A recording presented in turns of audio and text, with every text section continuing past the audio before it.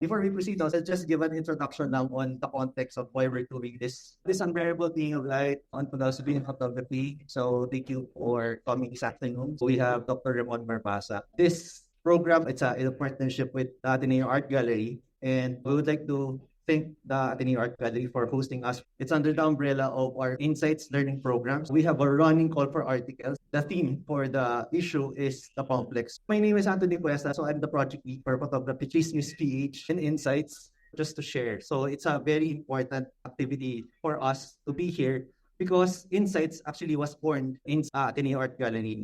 So we had a workshop before under a program of the Ateneo Art Gallery for writing photography in Southeast Asia. So yun yung general context. I think I have some classmates here, mga teachers kami, mga professors, mga researchers. And then we had that event. So back in 2023. So yun yung one context, nanganak yung workshop namin doon, and then we have now the Insights.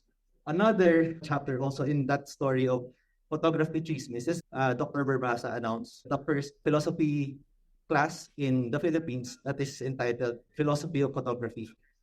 When we heard about this news, we contacted Dr. Barbaza, and we had a podcast. So this is not the first time that we're working with Dr. Barbaza. Interestingly, we've been in communication for more than a year, and yet this is the first time we met each other thanks to to photography. So that's one of our projects together with Dr. Barbaza. And then siguro, in a bigger context, yung goal ni Photography Chismis is this. Promoting meaningful conversations about photography in the Philippines. Siguro ang emphasis ko lang is na part about meaningful. I think medyo philosophy crowd tayo today. When you talk about meaningful, that's going to bring you to epistemology, semiotics, diba? Ay, may mga humingi din. No? You know what I mean when I say meaningful. No? Yeah. First time ko magagamit ito sa lahat ng presentations namin. So when we talk about discourse, so medyo malalim siya. No? And one of the things we're also pitching sa mga partners namin is this. You have art studies, you have cultural studies, you have Philippine studies, and yet you don't have photography studies in the Philippines. There's no specific field, diba, na photography studies. So this is what we're trying to siguro promote, no? And yun. So first time ko ito mga gamit sa lahat ng presentation ko. Since it's a philosophy crowd, very interesting word na nakuha and na-share sa akin that when you talk about that's an entire discourse in itself. No? So siguro, yan, parang makikita nyo naman, since philosophy students iba sa inyo. So you'd see it in Aristotle, being as being, diba? Being qua being, diba? And then you'll see it in Aquinas, then kay Heidegger din. So that qua is a predication. Diba? We can say it's a predication, mediation, representation, diba? So of course, telling din. So marami siyang ibig sabihin. And that's what we mean. So when we talk about photography, marami tayong ibig sabihin, and we want to promote that. No? So that could include, so the more popular discussions of photography in art studies, yun yung kadalasan. But then when you think about it, there's a lot of theories about photography that we don't necessarily talk about, at least in the Philippines. Diba? So there's a lot of papers about all of these things. And siguro babanggitin ko na lang yun sa kadalasan when we talk about photography. The context or the structure is always Western. So I'm introducing lang Philippine psychology when we talk about dungan. Dungan is a indigenous concept in Panay, and it talks about the other dash self. So it's not the other self, it's the other self. It's a double. So it's a double. So you can think about it as representation. You can talk about photography as the unknown self. So maraming ibig sabihin. So there's a lot of things that we can talk about photography too. And yun, siguro at the end of the day, kung di man natin cover yung photography, at least maisip natin yung idea of photography as world making. So this is the grand statement of belief ni Photography Chismis. No? So very lofty. Just to let you know, since I mentioned kanina sa Pilipinas, walang ganang usapan masyado. Because when you go to other countries, since 2010, there's already a journal on philosophy of photography in the UK. So pinag-uusapan na nila yan. We've been talking about it since the 80s. Diba? Pero yun sa Philippines, medyo limited sa mass communication arts students. But in-emphasize ko na baka we can also have a series of talks in relation to photography studies. Because of that, na maraming pwede pag-usapan sa photography. That's why the theme for issue 2 is the complex. So the photography as a complex. So yun yung pinaka-theme niya. So we invite everyone, kung interested kayo, you can look at the call for articles and then also submit, hopefully. And then one of our partners in that publication is parallax. So we're giving a grant. Si parallax ang research interest niya and saka topic interest niya is specific to photojournalism and documentary. So if your article is about that, then you can apply for the grant. So medyo maliit lang, but it's something that we're starting in the Philippines. So very teacherly, no? Critical essay. Very teacherly. Pero you would see that here, na meron naman din sa dulo reflection. So diaristic works are okay. So yung isa naming classmate dito, one of the more popular articles in issue 1 is a diaristic account of a photographer who was doing cruise ship. But when you read it, it's very poetic. And then this is the timeline. So I hope people can contribute. So that's Photography Chismis PH. So without further ado, we turn over the floor to Dr. Barbaza. Good afternoon to everyone. Just last week I was here. We had a conversation with artist Marcos Kanyani. It was really a very fruitful one. So, as announced, it was supposed to last for only 2 hours, but then it stretched to 3 hours, and we don't want to happen. We don't want that to happen again. I think better things to do on it. Was wondering what are you doing here on Saturday? Rainy. After this, don't we have better things to do? Let it in there on the second season. So I was told last Wednesday, Tony was telling me, usually the max number of registrants for ArtSpeak is 50, and then we were told 92 na last Wednesday, and it's 107. People are really interested in philosophy, really. But that's something, of course, I'm delighted about, that keeps employed. But thank you. Whether it's philosophy or photography, let's see. Okay, so why philosophy and photography? Where do the two meet? We just do a cursory review of or look at the history of philosophy. We would see this. These themes. There is concealment and unconcealment from the ancient Greeks. If you read Heraclitus, of course, there's darkness versus light. There's obscure versus the obvious. Heraclitus would say, for instance, that the obscure is better than the obvious one. And that's why it's called the Hoskopenos, the obscure one. And of course, there's shadows versus objects. I think most of you have read Plato, the allegory of the cave. We all know that, the prisoners, they were tied to chains. And they were chained all their life, and all they could see were shadows. And of course, there's the distinction between, shadows and the real thing. And of course, till Plato, you have the two worlds, the sensible world, what we can see, and the intelligible world. The intelligible world is higher, as we know. And then, of course, if you go all the way to the modern period, you have René Descartes, clear and distinct ideas. Again, the imagery of something clear as opposed to something indistinct. And then, of course, in the contemporary period, you have Baudrillard, for instance, illusion versus reality. And again, perception versus truth, because, well, not you, but all the way to Plato. I think most of you, I suppose, have seen the documentary Imelda. Imelda is also a philosopher. Well, she famously or infamously said, what did she say?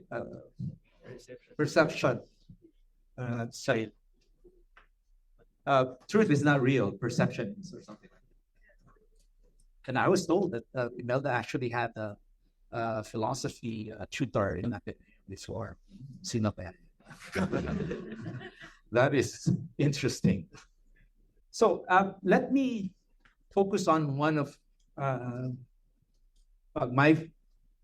if I were to choose a passage in the whole of philosophy that I go back to over and over again, my students are here, so like philosophy photographers have heard of this and have seen this for the nth time. So I hope they don't get tired of it. It's these three words from Heraclitus. Heraclitus. Physis, cryptestai, philei. And I, to me, these are the three most important words in the whole of philosophy. It's an endless source of wisdom. In English, it is translated roughly as nature loves to hide. So physis. Heidegger says that something substantial is lost when physis became natura with the Romans. Natura is being born, but physis is something that grows on its own. Cryptestai, I think all of you know, I've heard of crypto, right? Crypto-fascist, cryptocurrency. So anything, cryptestai is to hide. And philei, of course, philei, bibliophile, francophile, philo, postulato, so on, he allows wisdom, or she allows wisdom. So philei, love. So nature loves to hide. May tahiligang magpupli ang kalikasan. And I think this is this fragment of Heraclitus or Heraclitus is important for photography because in photography we are constantly engaged in the play between dark and light, between what is revealed and what remains concealed. Yeah, so if you think of photography itself, right, was born from, you might say, darkness, the camera obscura, the dark room. So is there a privileging of dark over light or light over dark? I think it's more like a play between the two, right? Because if all you have is darkness, you can't have photography either. And if all you have is light also, if it's light in a camera, if it's overexposed, it's all white. There's also nothing. So it's more like the play between two. However, if we listen closely to Heraclitus, as I said earlier, he says the obscure, the hidden attunement. The hidden attunement is better than the obvious one. There is unconcealment because, first of all, something is concealed. So unconcealment happens because something is hidden. So the hidden is primary. And I think that's the reason why we never get enough of works of art. Right? We can stand before a painting, you can listen to a song over and over again, and there's always something new because it's constantly unconcealed. But the unconcealment happens because something also remains to be concealed. So there's this eternal link between concealment and unconcealment. And Heraclitus thinks that is also the language of nature. And I think we only need to remember what we learned during the pandemic, right? We were humbled by the pandemic. We thought we already knew a lot about the human body, about illnesses. But we are always humbled. Nature is always 1-2 steps ahead of us. It's just a hubris that we say that we got it all in our heads. We understand everything. Another important passage in philosophy would be Heidegger's definition of phenomenology. So we find this in Being and Time, 1927. So we read, phenomenology means apophytes aita phenomena, to let what shows itself be seen from itself, just as it shows itself from itself. This is another passage in philosophy that I can't get enough of. If you look at this passage, what is striking is that there is not a single word in this definition that has to do with thinking, right? And normally we associate philosophy with thinking, right? But look at the definition. Not a single word that has anything to do with thinking. What is the activity here, rather? There's a word that appears 5 times. Itself. We counted 5 times. That's why the slogan, the battle cry of phenomenology is Churuk to the Insaken selves. Back to the things themselves. Do not preempt the thing. Let it show on its own terms. So the act of phenomenology is not even seeing. The primary verb is not even seeing, but the letting be seen. The act of philosophy as phenomenology is a letting be. Sein lassen. And Heidegger was convinced that philosophy's ontology, the study of being, is possible only as phenomenology. So again, this is something I think that has very close affinity to photography, insofar as photography also is an act of letting people see, right? We want to show something. But how? What does it mean in photography to let something be seen? So I think there's something from phenomenology that we can learn about. Another one is from Kierkegaard, from the concluding unscientific posts, where he says that truth is subjectivity. He doesn't say truth is subjective, but he says this truth is subjectivity. Wow.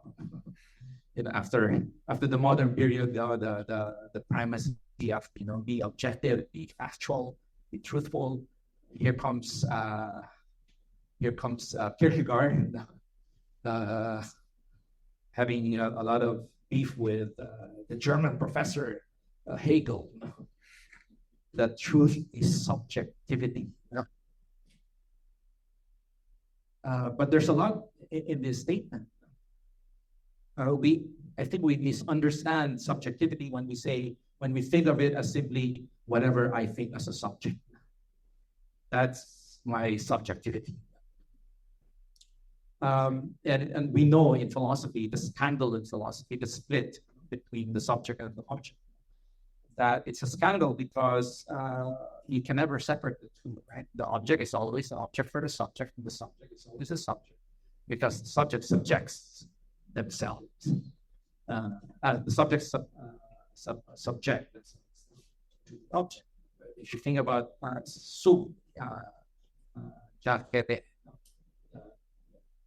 jacket is a throw, right? So projection, projectile. So a projectile is something that's thrown, right?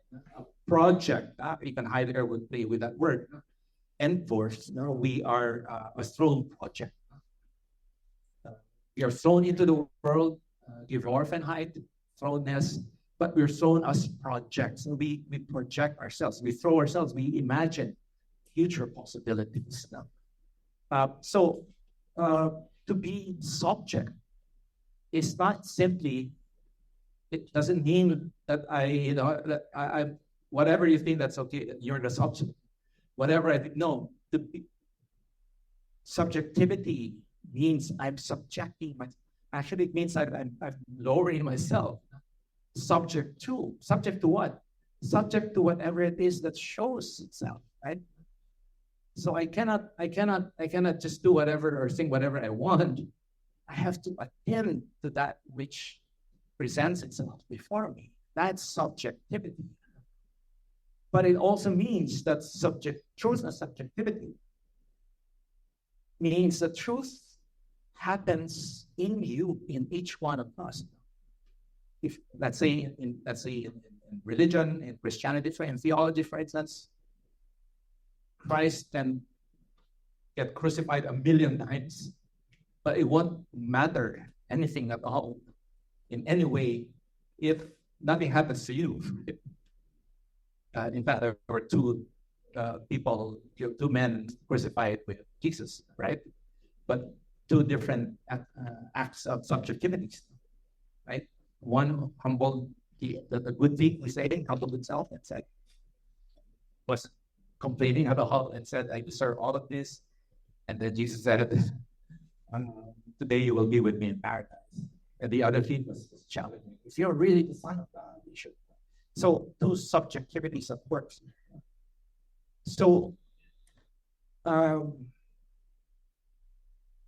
in the Philippines, for instance, in the 1980s, the whole nation was moved by the statement the Filipinos were dying. Right? But now, it doesn't affect us anymore that much. A statement is true only to the extent that it transforms the subject. Truth happens in the subject. It doesn't matter what you have in front of you. You can have the most complete encyclopedia of information, but what does it matter if it doesn't transform you? If you don't do anything about what is there before you. So, but briefly, there are three. I'd like to. So just to maybe compare, because in photography, now we speak of fake news, fake images, AI. Now with the AI, we're always suspicious. Is this true? Is this a real thing? Is this manufactured? That's what is truth really in photography. But so just briefly, in the early Greeks, in the ancient Greeks, you have truth as aletheia. Their word for what is translated as truth was aletheia. Aletheia literally is unconcealment. The prefix ad is privative. So aletheia, unconcealment. But truth in Latin for the Romans is something completely different. Truth as veritas, and we remember Aquinas, for instance. Veritas est adequatio intellectus et rei. Truth is the adequation or correspondence between the mind and the thing. So it's propositional truth. It's truth as verification. For instance, during the pandemic, there was a claim. Ivermectin cures COVID. That's a claim. Can you prove that? Actually, I had a former student, not even in ethics, but philosophy of language, was so troubled and wrote me in the middle of the night, Sir, why did he do that? Who? I said, our Harvard dean, the School of Medicine at Ateneo. This is public because the former legal secretary of health published in the Inquirer, and look it up. So I'm not. This is not chismis, but he and wrote someone, a friend of mine, also back in Munich, a biologist, but really claiming that ivermectin cured COVID. That's a claim. That's a proposition.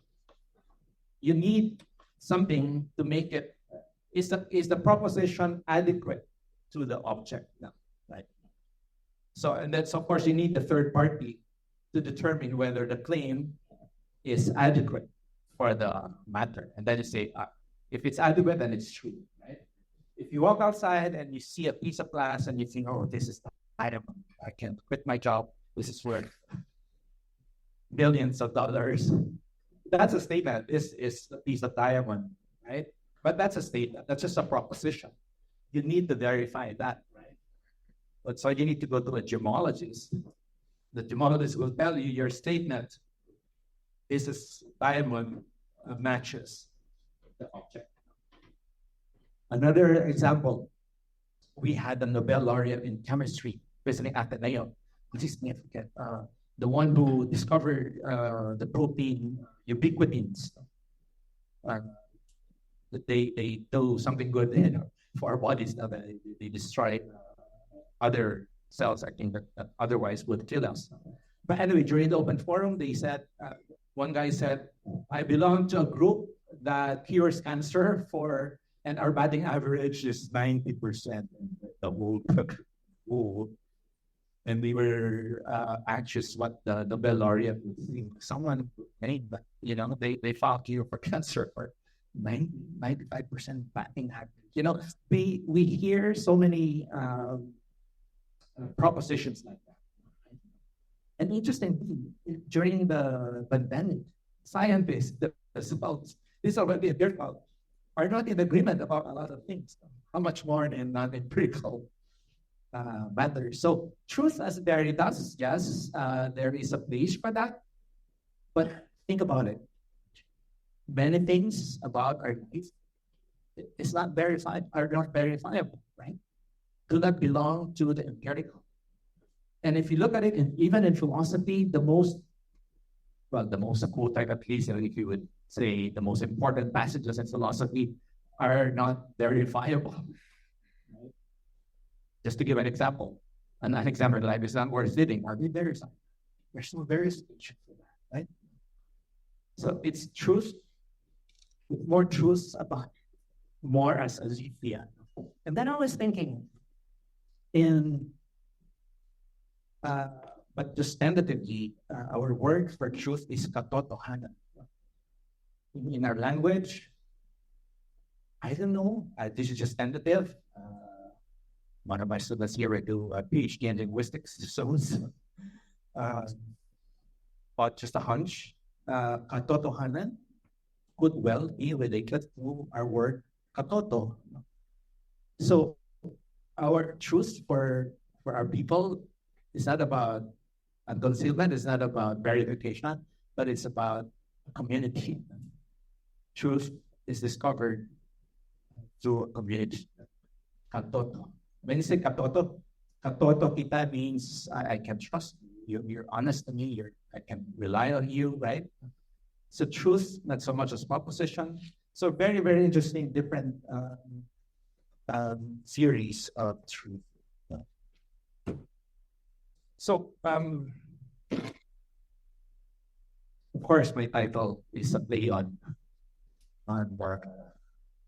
the title of Milan Kundera's Unbearable Likeness of the I must confess, I started reading it, but I didn't get to finish. But I saw the movie, and I remember what I remember was the first page, where the first page is about fortuity. Is it fortuitous? Do things happen fortuitously? Is it just by chance, or is it out of necessity? So let's read So these are the first two paragraphs. The idea of the eternal return is a mysterious one, and Nietzsche has often perplexed other philosophers with it, to think that everything recurs as we once experienced it, and that the recurrence itself recurs ad infinitum. What does this mad myth signify? Putting it negatively, the myth of eternal return states that a life which disappears once and for all, which does not return, is like a shadow without weight, dead in advance. And whether it was horrible, beautiful, or sublime, is horror, sublimity, and beauty being nothing. That depressing. So why do we even bother taking photographs? Doesn't matter whether it's artistic or not.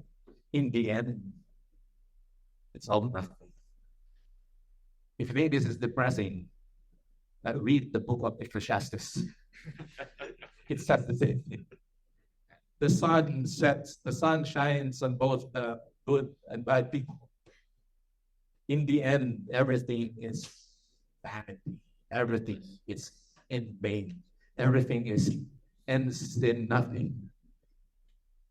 We need take no more note of it than of a war between two African kingdoms in the 14th century, a war that altered nothing in the destiny of the world. Those of you who read or watched the movie, you would remember that Thomas was the protagonist. I think kept referring back to Beethoven's words. Most assigned, Beethoven was supposed to have asked, most assigned, as most time. Must it be? Must be.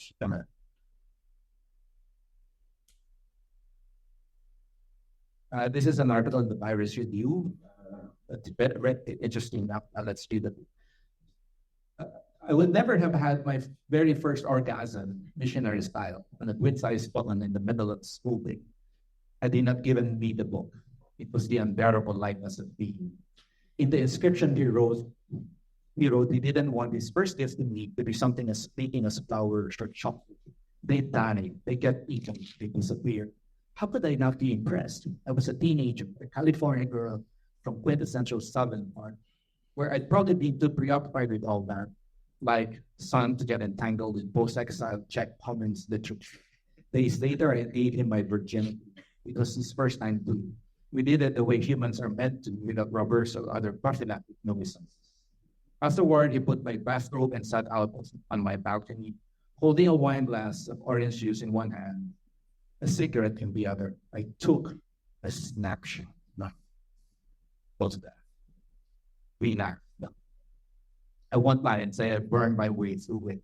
In fact, I could barely get past the first sentence. And this is what you read here. The idea of the eternal return. Das ewige Wiederkehr, this Gleichen, those of you who watched the fascinating sci-fi, the German sci-fi series on Netflix, Dark.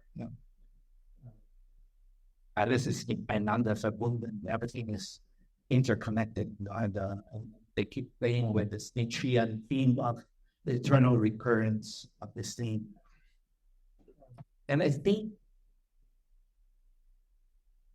whether we think about it or not, whenever we take a photograph, we are confronted the question.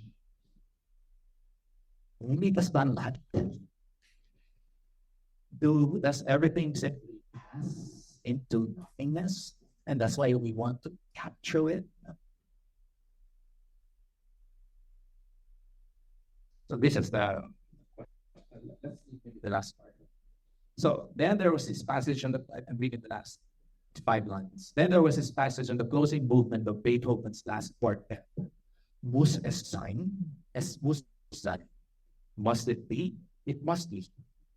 I've used it like a mantra in many years since when making life decisions that harbor complexities and I'm just not in the mood to deal with. Muss es sein? Should I speak with this womanized? Let's say this. Es muss. Muss es sein? Es muss sein. Kailangan bang ganito? Dapat bang ganito? And I render it in another way. Nagkataon lang ba? O itinatang pagkakataon? Nagkataon lang ba na nito tayo? Nagkataon lang bang pinanganak tayo dito? O itinata tayong ipangarap dito? I think the answer to that too. Heidegger is a fatalist, but fatalist not in the negative and but in the dark sense of fatalist. I even think Jesus was a fatalist, and they get to trouble their seagull to shoot down. But why do I think that Jesus was a fatalist? Because when he said the hour of man is come, it's just like he was fulfilling us. He was being sent towards something that he didn't. He was also thrown into something. And that's the sense of fatalism that Heidegger was speaking of. Yes, we are thrown, give orphan, but we are thrown as a project. And therefore, to be human is to be given possibilities. Everything is open. So yes, muss es sein? Es muss sein. I don't know. Nagkataon lang ba nakita kayo na naging boyfriend, girlfriend, o asawa lang na yan? Was it just fortuitous, as in the unbearable life as a being? So why do we take photographs? Well, maybe there's some question that neighbors, but somehow we don't confront them. So one of the books that we read in the class Philosophy of Photography is Elle Lucena by Roland Barthes. And we from that book we read about Pong and studio. And Barthes says that every photograph has both a studium and a photo. A studium is any data and historical fact, anything that you can observe, verifiable. But a punctum says, this second element, which will disturb the studium, I shall therefore call punctum. For punctum is also stain, speck, cut, little, and also a cast of the dice. A photograph's punctum is that accident. There you go. Accident pa tayo? Fortuitous, chance, or necessity. Most of the time, as he says, a photograph's punctum is that accident which pricks me, but also bruises me, is poignant to me. Having thus distinguished two themes in photography, for in general, the photographs I like were constructed in the manner of a classical sonata. I could occupy myself with one after the other. No. So if we take to heart Barthes' idea of the studium and the punctum, we ask ourselves, and then we look at the photograph, where is the punctum? What wounds you?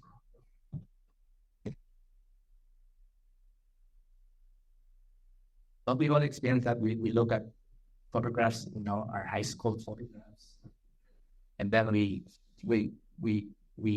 look at each one. Where is he now? Where is she now? And then there's some unexplained woundedness. So, anong humihiwa sa iyo? Anong sumusugat sa iyo? We may or may not we may or may not be aware of it, but I think Barthes is right. There is always a confrontation with our finitude. It's always a confrontation with the fact that everything passes away.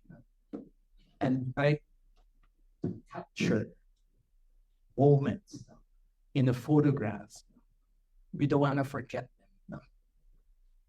It's like a struggle against oblivion. It's a struggle against who we are as someone who will disappear. Imagine. Will not be here.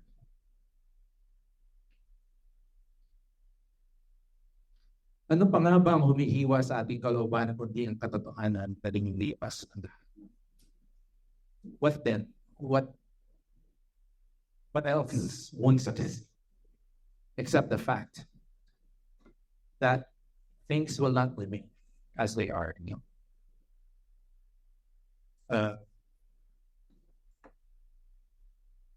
But there is freedom, precisely, in the acceptance of finitude. Heidegger was a philosopher of finitude of being. So contra, like Plato, eternal, unchanging, right? But it's always being that unfolds will never. He's closer to Heraclitus than Parmenides. So tanggapin ang paglipas ng panahon nang hindi ka malipasan ng panahon. So there's a paradox here. the more I embrace my finitude, the more I am one with time. And I am free of all, compulsions, obsessions. I have nothing to prove. Just the fact that I am here is a gift. I was watching somebody edited a video of skiing in New York. I also do philosophy of the city, so I'm interested in streets, and it was fascinating. They colored the film clip, something like 1907, and cars and pedestrians and cyclists, they were not quarreling with each other, but they were sharing the road. It's so different now. Okay, get into the key line. But I was just wondering, these people are gone, but you look at the film and it looks like they're still here, by virtue of the photograph or the movie. But they're gone, and we look at old photographs like from 100 years ago and say so old. But just think of it, 100 years from now, that's exactly how people will look at our photographs then. But that's how 2024 is so old. We're all going to be like that also. The people who will live 100, 200 years from now. So both philosophy and photography, seen as phenomenology, is an act of letting be. Even Susan Sontag at Photography said this. Photographing is essentially an act of non-intervention. Non-intervention is that things. But of course, Susan Sontag also spoke of the camera as a weapon of intrusion, of violence, of force. The camera can also be used like that. And so whenever we use the camera, we think we probably should ask ourselves, am I intruding? I think most of us here have traveled, have engaged in revenge travel or something. And Japan and Venice and other cities are defending themselves against tourists, right? But they need tourists also because that's the income. Because tourists are becoming annoying. And I saw a video of, I should end using this so we have time to have a conversation. A video of an elderly lady was really aggressively chasing a Japanese lady in a kimono. Must be yun. Yeah, it was horrible. And here, I wasn't able to include this in my slides, though, but if you read the autobiography of G.K. Chesterton, he spoke of tourists and travelers. No? He said that tourists see, his word there was tripper. That time, I think that's the word, but we can say simply tourists. Tourists see what they came to see. Travelers see what they see. So there's a difference between a tourist and a traveler. A tourist already preempts. A tourist is a checklist. A tourist is the package, the tour. But a traveler is open to surprises. But does not preempt whatever it is that will present. So we can also refer to G.K. Chesterton when we travel and we associate photography with travel, right? And it's nice to take photographs of places we've been to, but we always have to guard ourselves against being an intruder or being someone who lets stains. Fascinating phenomenon was Vivian Maya. Who among you have seen or read about Vivian Maya? But incredible. Vivian Maya was a nanny, and she took hundreds, thousands of photographs, but did not have the film developed. But the film, the loads of film were discovered only years after her death. It was discovered by a grad student. And the photographs were like, whoa, really beautiful photographs. And you think, oh, why would she do that? So, whereas now, right, the moment we take a photograph, we want it already posted, right, for the world to see. That's just the opposite. So, that's something to think about. What does it mean, like, to be a Vivian Maya? To photograph and not even see what she photographed. But she was happy. If you would see the documentary, she was happy doing what she did. And down to my last couple of slides. So, tinatawag tayo sa pagsuko, sa pagwaksi ng pagkagahaman. Tinatawag tayo sa pagpapalaya.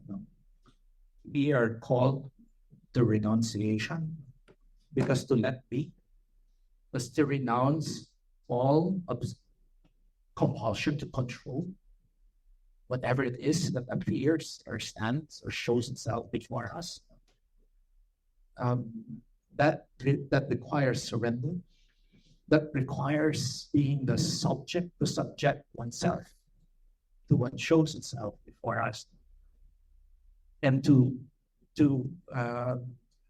resist the compulsion to dominate, to intrude, to inflict violence, something, whatever it is that we are photographing.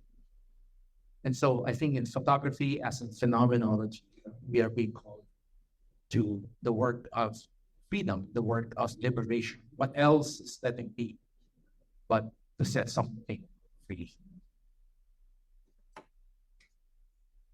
So that hence my thought, so that we had 2 weeks ago, ikinabot ng 3 hours. So, target natin today is 4 hours para mag-keep yung record. Mag-keep natin yung kay Mark. Okay. So, what we'll do, we'll have a guided Q&A, and then after that, floor to our audiences. No? So, nag-prepare kami have questions. Hilo. We can see some audiences na friends from the media, friends from other schools, some are practitioners. And I think medyo bago yung paraanin ng pagtalakay ng photography dito. No? So, with that as a segue natin, no? Let's start about something very close to home muna. Dito tayo sa Ateneo. No? So, for those who don't know yet, Ateneo has a class titled Philosophy of Photography. Yung Philo 127.09. Why did you come up with that class on Philosophy of Photography? Personally, because I also like taking photographs. And then it just dawned on me, there's a lot in the activity of photography that lends itself well to these technical questions. So why not? So I did some reading, and then I saw a lot of materials actually. So I think this is sufficient for a course. And so we came up with the course Philosophy of Photography, and some of my students are here. The first batch. Dun sa course outcomes, kasi most of us are teachers. So, ano yung in-expect nyo outcome from the class? It's still a course in philosophy, so it's a course in photography. In fact, I think I remember one of my students said, "Sir, after the course philosophy and photography, I do not want to take photographs." So it didn't make me want to take photographs, no, but it made me want to think a lot about photography. So, and I think that's the point of the course. But we did that. I think people will also work course expecting some kind of a workshop. So we did some photo walk. So I took my students to, we took the train to Manila, old Manila. And yeah, we did a photo walk and shared the photos that we took. Given that you started a class, philosophy of photography, so what's at stake? I would say everything is at stake. It's so far, especially in our age, that we're inundated, that we're flooded with images, right? And many of them are products of artists, right? In different ways. Of course, you can expand the meaning of photography. Well, I had that artist friend, and she said they refer to them now as lens-based artists, because lens can be used in still photographs or movie photographs, you can call them that. So we are bombarded, I might say, we are inundated with images on a daily basis. So I think that alone is sufficient for us to inquire about it philosophically. What does it mean when we consume photographs? What does it mean when we take photographs?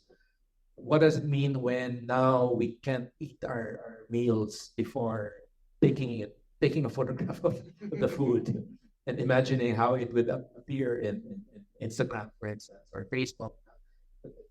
Does it change our experience? So a lot of questions actually.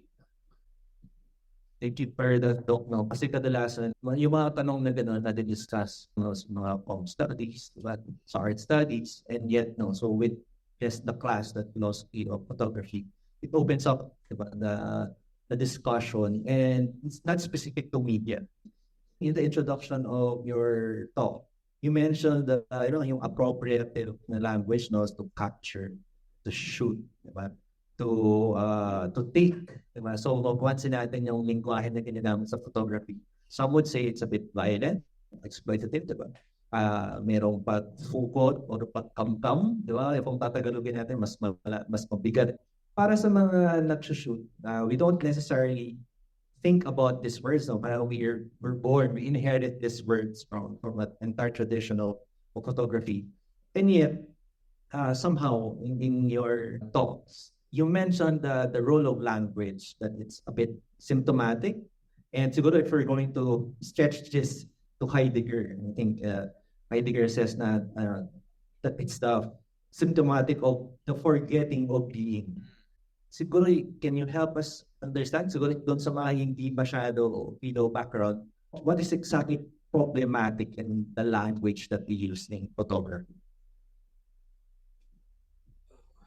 Yeah, so it's a question of when we appropriate, when we try to own, right? The appropriate is to own, no? And we capture in order to possess, right? But a lot of things I think are going on when we do that, and we think a bit that way, and we use the words. But deep down, I think it has to do again with our confrontation with the fact that beings are fleeting. Everything slips out of our hands, and so all this anti-aging, Botox and everything, it's a refusal to let nature run its course, right? But as we all know that the more we do it, out there we become. We still keep doing it, right? So it's problematic in the way that we are obsessed about possession, even as deep down we know there's nothing really that we can possess. Right? What can be owned? What can we capture? Since you're focusing on phenomenology, you talk about letting for a photographer or a media practitioner. How do we make sense, or how can we reconcile yung idea of me taking a picture and yet still letting things be? Paano ko pa yung magagawa yun as a photographer? That's a difficult question, and I think each one will have to answer that for themselves. As one who takes photographs, how am I supposed to do it in the way that respects the one I'm photographing, whether it's a human being or a place, whatever it is.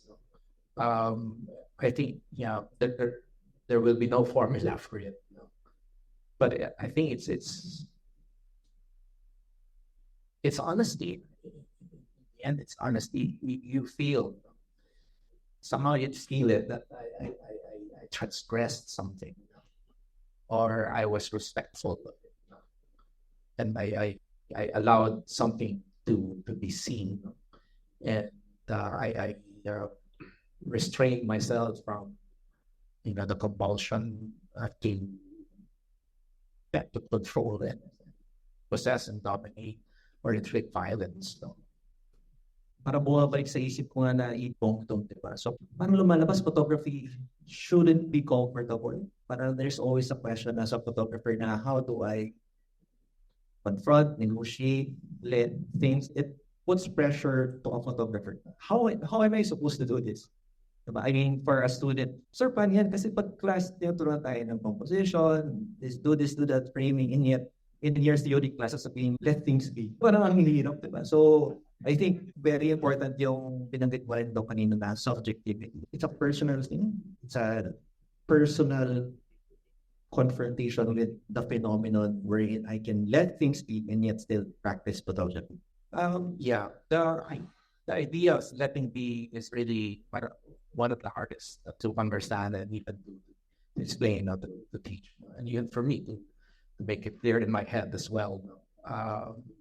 But it helped when I asked my students once, how do you translate Zion Lassen or letting be in Filipino? So it's not pagpapabaya. It's not pagpapakubaya. It's not, but maybe a combination of pagpapakubaya and pagpapahaya. Because if you're a parent, you say, let your child be, right? But it doesn't mean you're neglecting your child, right? So it's a difficult thing. I have not been blessed with a child, my wife and I. But I imagine if I had children, how do I, as a parent, how do I care for my child in a way that I let them grow as they are and still guide them, but not in a way that interferes or intervenes or already encroaches upon their feet? There's no easy answer to that, right? No. So really, the act of letting be or free is the hard hand.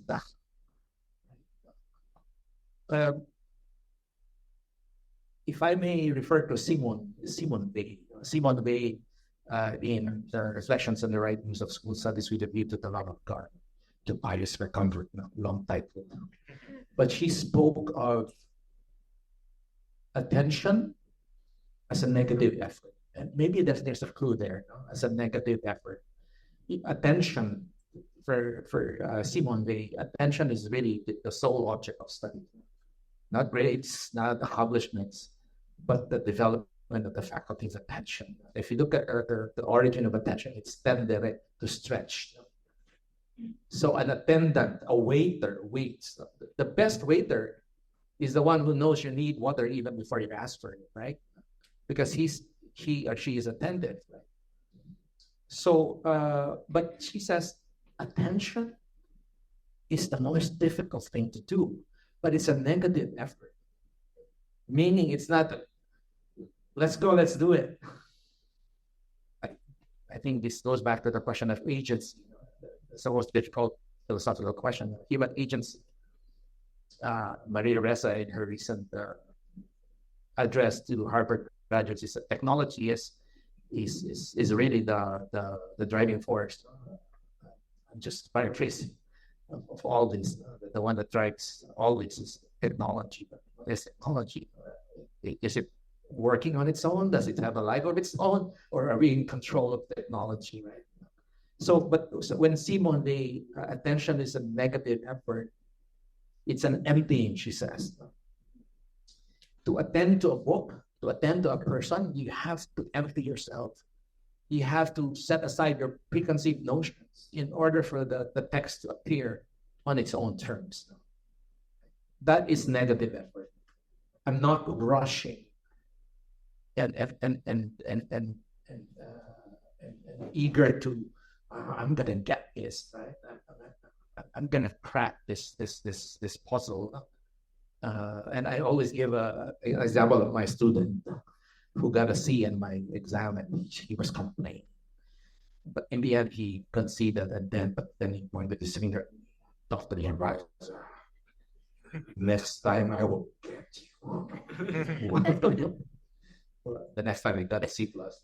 That was just an improvement. But I was just imagining a prime example of negative effort, and which is what we can use in photography. Do we do negative effort, or are we aggressive? Is the example of Mary. We don't have to be religious. We don't have to be Christian, but just take it as a story.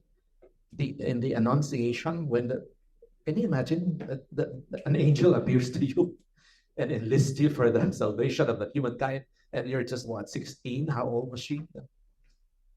But there was no false humility. She didn't say, "Not me, not me. I'm not worthy," nothing like that. But she said, "Behold, the handmaid of the Lord. Be it done to me according to your word." Make it an effort. Be it done to me, right? I'm not the agent. If it were a positive effort and not negative effort, she would have said, "Bring it on. Let's do it." So the whole story of salvation would have been different. So I think that's an example. Be it done to me. So to let be is the letting be done to me also. So if I'm a photographer, if I'm a lover, a friend, a parent, I am letting this relationship of love, this event of love, also to happen to me, right? So when I say I love, sometimes it's our plain also. Wait, I love you, huh? But the negative effort is we're both subject to the event of love that neither of us controls or possess or can predict what will happen. But we both take the plunge. If the card says, right? No risk, no faith. No. That's why I don't believe in prenuptial agreement. But that's another story. But my friends were saying, "You don't believe in prenuptial agreement because you are nothing." But think about it. When again the story of salvation, God had no plan B or no way out, no prenuptial agreement. When He said this true, it was complete risk. But that's how it is to love. And I think photography is also like that. You're giving yourself the moment that you cannot control. And it's a privilege to be there and to be able to use your camera or whatever it is to you say capture or document for others to be enriched as well. So, just doon sa mga importanteng nakuha ko dun is yung pagsasabay ng pagpapaubaya at paglalahad. Pagpapahaya. Pagpapaubaya at pagpapahaya. Yeah, so how do you say it in English? It's pagpapahaya, pagpapaubaya. Hinahayaan mo, pero hindi sabihin nagpapabaya. Pabaya is to neglect. You're not neglecting your child if you're letting your child grow as a human being, right?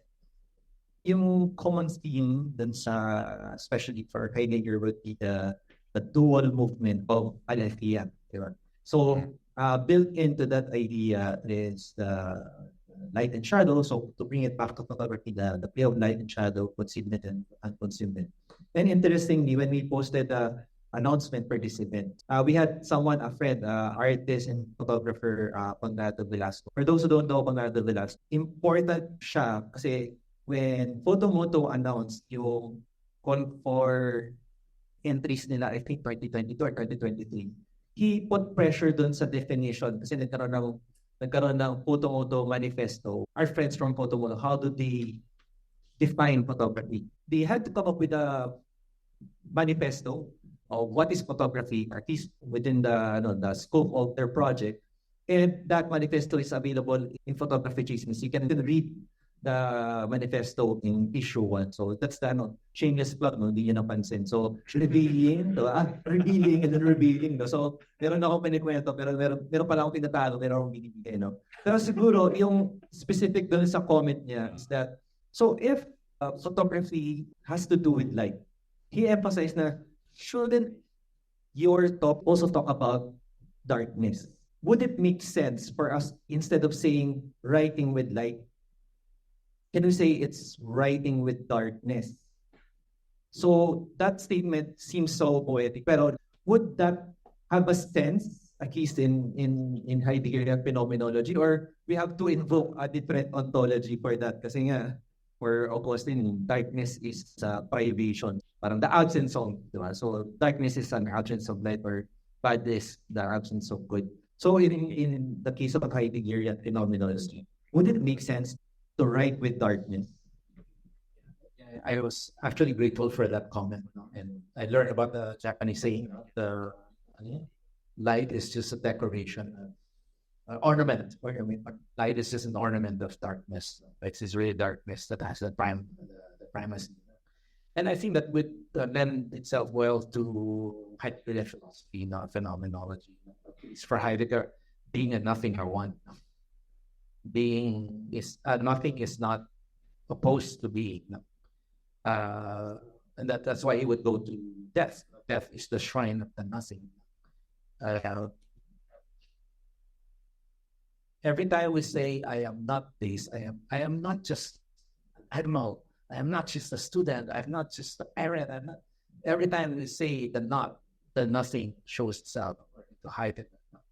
So every statement of the not, the nothing shows itself. Because when you say I am not just an animal, you are saying at the same time, I am more than. So the nothing really is the transcendent. That is why boredom is very important for Heidegger, because boredom takes you to that edge. Don't be afraid of boredom, and don't run away from it, because that brings you in touch with the nothing, and the nothing and the being are one. So in the last talk with Mark, I was telling Father Jeff, without boredom, the Jesuits would not have come to be, because Ignatius was bored in the castle. If he ran away from boredom, if he simply covered over boredom with something else, who knows? Maybe there were Jesuits now. So boredom is important. You should be more concerned if you're not getting bored. Because boredom tells us there is something more. Right? And you have to ask, what is that more? And that is why, again, that brings us to art, photography, insofar as images, insofar as they are works of art. Art is always open. It always takes us to what is not there, what is not visible, through the visible. Again, the play of darkness and light. So this would be, very much in keeping with Heideggerian Heraclitus. At this point, I'll stretch siguro yung conversation dun sa isa pang theme na nababanggit, tangentially referred to, yung relationship of photography and technology. I think you use also that essay of Heidegger for your class na yung in concerning technology. Sinabi ni Heidegger, yung relationship of technology, yung essence nun, kadalasan niya tawag siya in framing. Sabi ni Heidegger, thus where at framing reigns, there is danger in the highest sense. And when I read this with a very little that I know of Heidegger, parang there's a sense of danger that Heidegger is announcing to everyone when it comes to technology. And yet, based on our several conversation, Heidegger is not anti-technology. So he's concerned of it framing. In relation to that, Dr. Ateneo, I think, also did his Ph.D. on affordances. So if I'm going to extend yung conversation of photography and framing, how do I make sense of the danger posed by photography as an approximation of Gestalt? Meron ba ng dangerous sa photography? So not photography itself, I think that's why I referred to Maria Ressa in her recent Harvard address to the graduates just 2 days ago, Thursday, and she said that the one that drives this forward, that this madness is technology. But of course, she stopped short of asking what is technology? Are we controlling technology? That's why I always somehow I'm led to Mary Shelley's Frankenstein. I think this is a deeply, profoundly philosophical novella, because it begins with something noble. I want to put an end to death. I was so traumatized by the death of my mother. I want to use science and technology so that nobody has to die, because it's so painful and sad, right? But in the end, we know the story, right? In the end, what we have is a monster, monstrous. And Heidegger speaks of the monsters. And if you look at the word monster comes from monere, warning. A monster is a warning. And we have warning signals everywhere. We feel so helpless now in the face of algorithms, right? It's like everything is determined now for us, but we can't help. We can't do away with our phones. We know the phone. You say this is evil, but we need it, right? In the 1950s, question concerning technology. There's one paragraph there. Imagine 1950s. Heidegger said, from the felling of the timber is made into pulp into paper into now used by magazines and newspapers, and then the manufacturing of opinion. All of that are interconnected. That's Gestalt. That's framing. And framing happens from the felling of timber to the manufacturing of opinions. He spoke of manufacturing of opinions in the 1950s. Wala pang algorithm or AI. Just imagine what if we were alive today, when everything is manufactured. Election results, Cambridge Analytica, right? That's what Maria Ressa was saying. We're being prodded to get angry, right? Because it's profitable for some people. So this is the merger of capitalism and modern technology. That's why you can do Marx and Heidegger together. One of my grad students, I actually asked him to write an essay on Heidegger and chapter 15 of Das Kapital, and he wrote, because chapter 15 of Das Kapital is about large-scale industries and machinery. And Heidegger would also speak of the monstrous. Coming from different frameworks and perspectives, they were talking about this gigantic thing. And many things you can watch in YouTube. Food Incorporated, the way food is manufactured. Everything is hidden from us. That's what the documentary movies are telling us. So yeah, that's dangerous. But in that essay, Heidegger also says, quoting Hölderlin, the poet Hölderlin, where danger is, grows the saving power also. So the point is not to run away from technology as if it's the work of the devil, not to curse it as if it's the work of the devil, but to confront it, because where danger is, there grows the saving power also. And siguro, sisisihin ko si Doc Barbaza, because of our podcast, I medyo na black hole ako kay Heidegger. So, kasi for someone who teaches photography, lalo na pag theory yung tinuturo ko, when you read Heidegger, it's such an active experience, euphemistic just meaning parang Heidegger demands so much from the reader. So now I have to look for lectures, YouTube, what does it mean by this word? Pero thank you. Isa yun sa contribution talaga ni Doc sa pagtuturo ko din as a teacher. And na-mention ko nga na parang despite of Heidegger being so opaque, he illuminates a lot of other thinkers. Like, for example, Marshall McLuhan, he say, the medium is the message. Medyo mahirap siya intindihan. And yet, when you read Heidegger, parang it illuminates that idea. The medium itself, that's telling, it also creates a certain worldview. Siguro if I also use university data, for example, pag mo saying logos, nakikita ko rin yung pinanggalingan niya. Nakikintindihan ko yung mga thinkers because of Heidegger, So, given that, so I'm a teacher and I owe you yung interest na simulan kay Heidegger. If you would recommend siguro dun sa mga students and also practitioners na gusto rin mag-explore dun sa idea of phenomenology and specifically Heidegger phenomenology, or do you have some recommendations sa audience?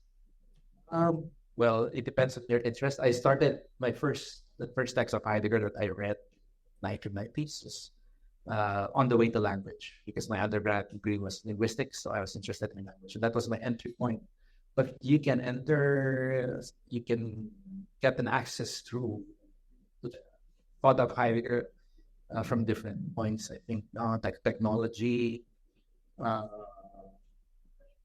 even architecture, because he wrote on dwelling. That's why architects also refer to it because of the concept of dwelling. So yeah, but I would recommend the essays of the 1950s.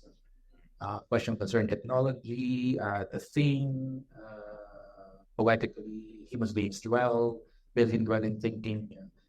Because Hannah Arendt herself said that compilation represents the entire breadth of Heidegger's thinking. So I would recommend that, because even Hannah Arendt recommends it.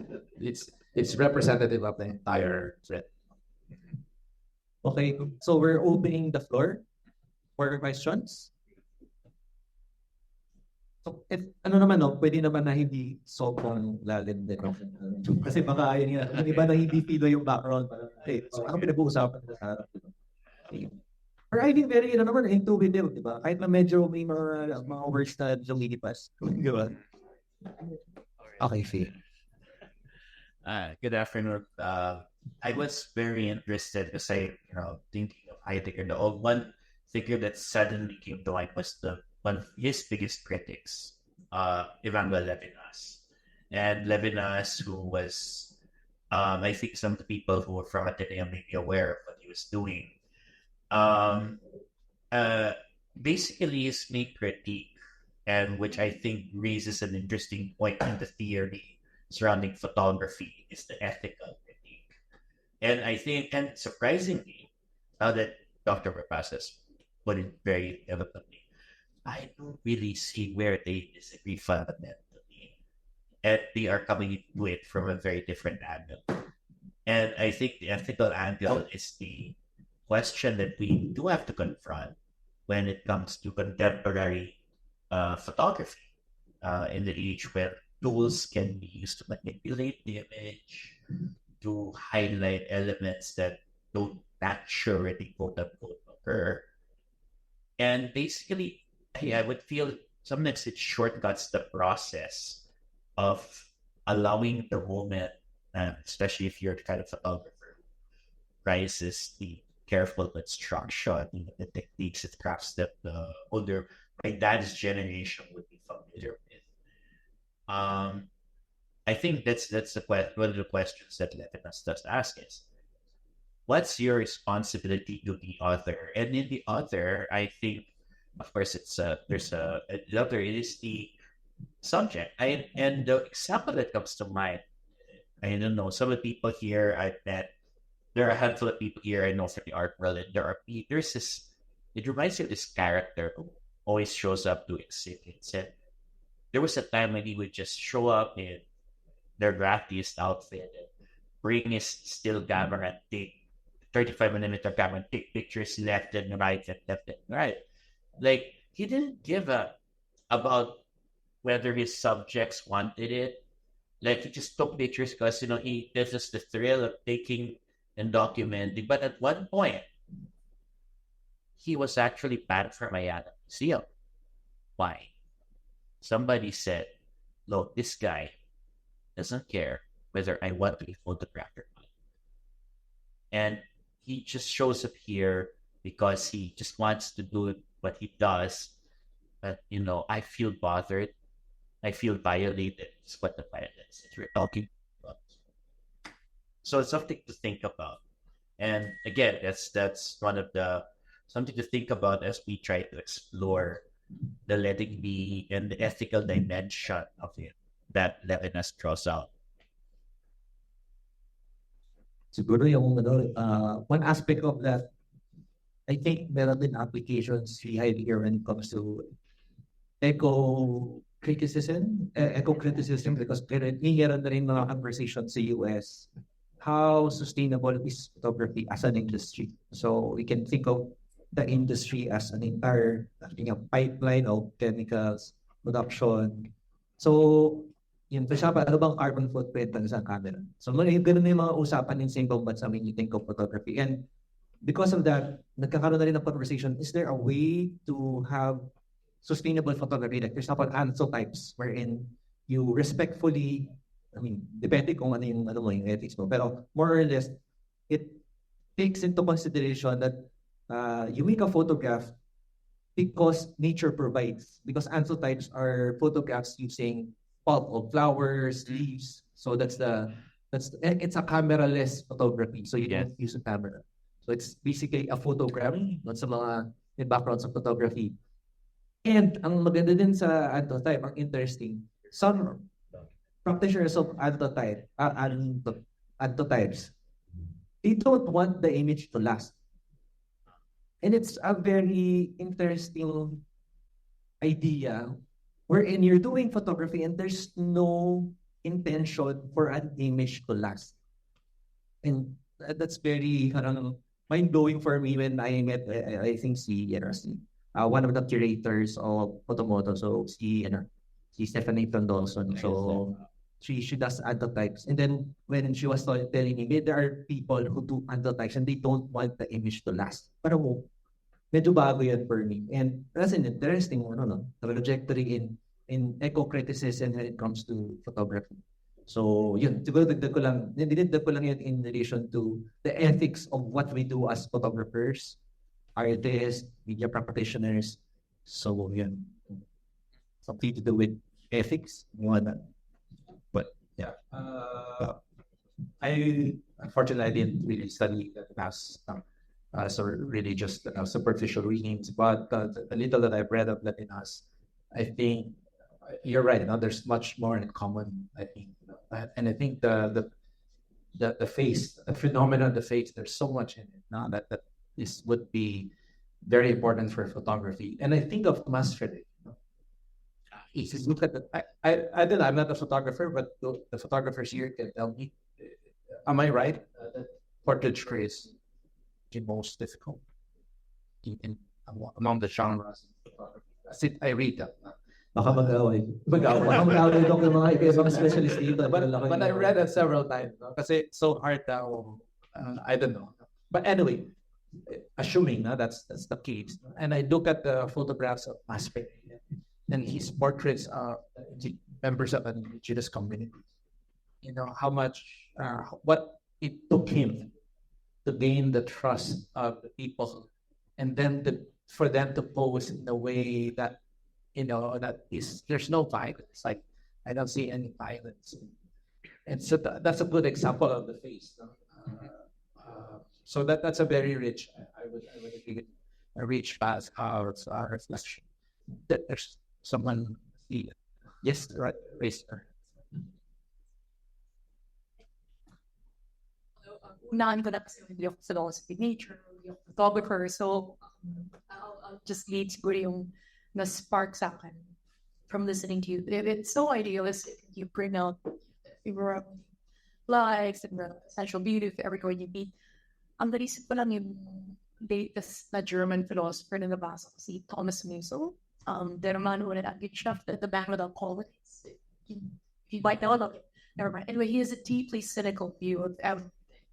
Even people who seek beauty and everything, parang pinagtatawanan niya kasi empty din yung philosophy nila. So I guess your question was, can you, I don't know, especially in the solipsistic world where you can tell AI to create any image, how solipsistic is our photography? Parang trying to take out what you already want to see. I guess that's what I'm wrestling with. I guess there's no, I just don't want to be cynical about anything, but how are we just kind of tricking ourselves by seeking the best angle? Like, kung ang nasawa ko nagpa-photograph sa akin, palagi maganda ako. Ano kung hindi ako palagi maganda? Pero hinahanap mo. Parang, lalo ka circular yung process. I guess it's my philosophical question.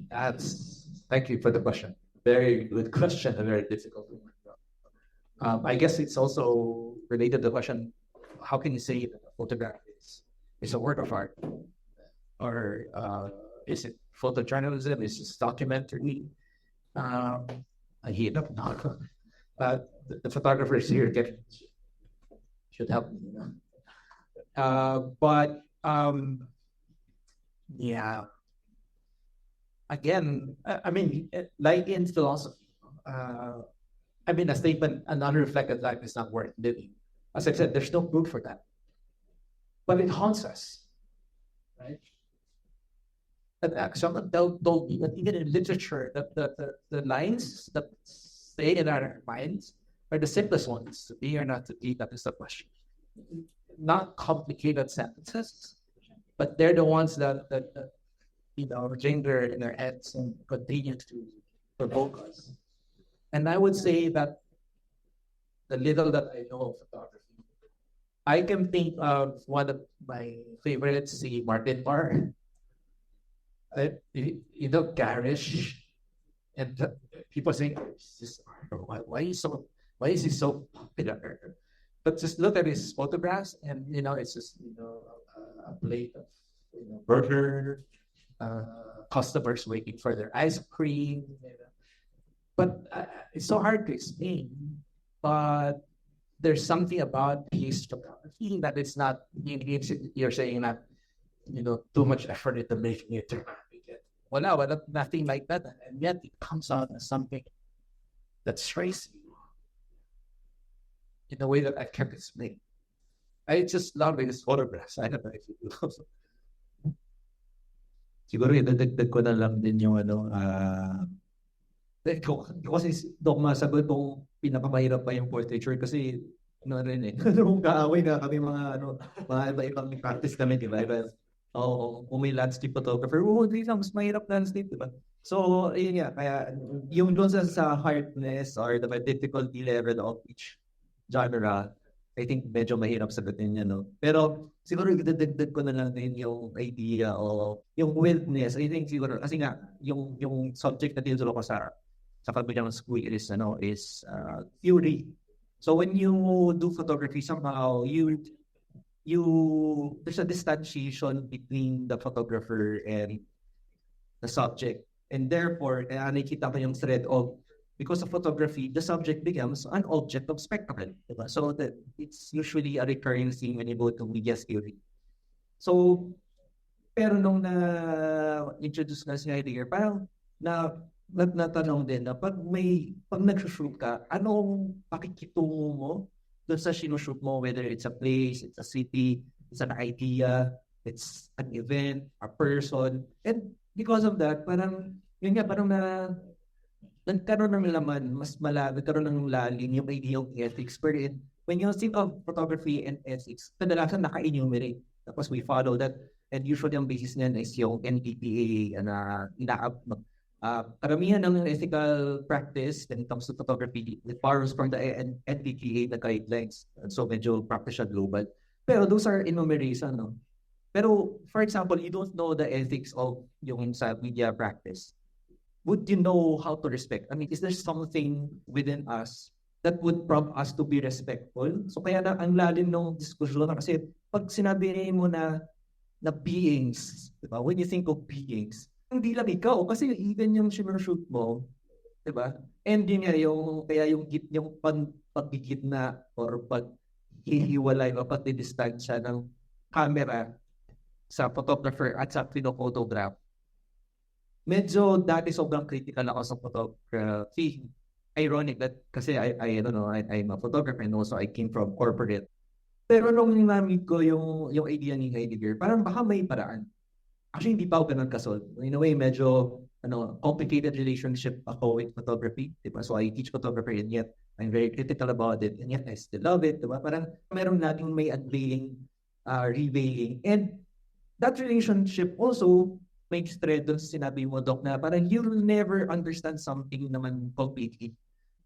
Photography for me is it's a constant process of understanding the medium, the phenomenon of photography. And by virtue of that, kasama yung pag-intindi doon sa mundo ko. So kasi pag inis-study yung photography, parang kadalasan you talk about the camera or the photo document. And yet, what is represented, it's the entire nature. Basically, you're manipulating nature and then coming up with a two-dimensional image. And siguro, balik ko lang doon sa kanina na yung kay Ms. no? I think, maraming po diskusyonan kay Ms. Doc. Tapos, yung isa pang question, no? Pag pupunta ka sa isang grupo, so sabihin natin it's a ethno-linguistic group, may bit cam camera. Diba? So may othering. Pero interestingly, kung sino yung may dalang camera, siya yung parang master. And then, kaya may idea na exoticized mo minsan yung indigenous groups. Doon papasok yung idea of yung respect. Tapos yung sa anthropology, minsan we have to have a positionality statement na yan sa research because we have to understand na you're bringing in something that wasn't part of that community. And kaya now, photography pinag-uusapan, and yet you're also now talking about anthropology, you're talking about research, knowledge production, diba?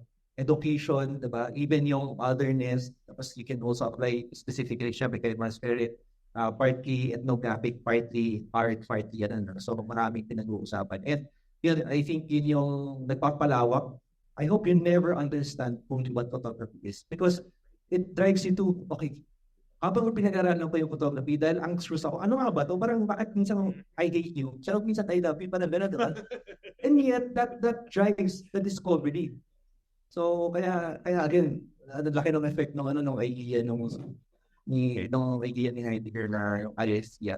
Parang ang daming na uncovered, and yet maraming na natatago, maraming na ipapakita. So,